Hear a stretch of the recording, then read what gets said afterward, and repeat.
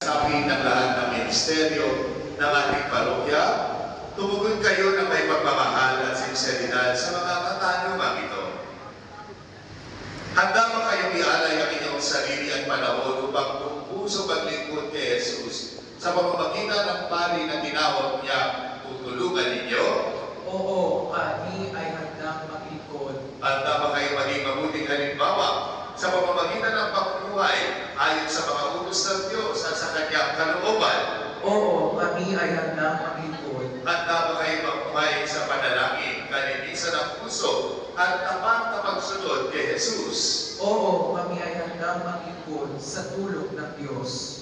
Pagdadasal natin sila, manalangin tayo.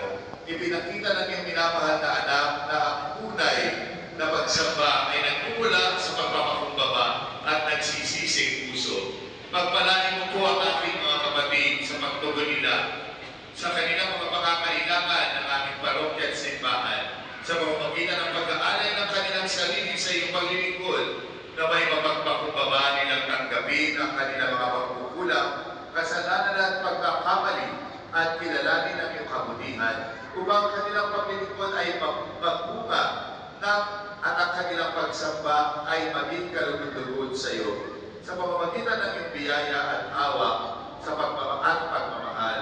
At hinihiling po namin ito sa pamamagitan ng aming Panginoong Jesucristo, ang iyong anak na nabubuhay at nag-aaling kasama mo sa pagkakaisa ng Espiritu Santo magpasawalang hanggan.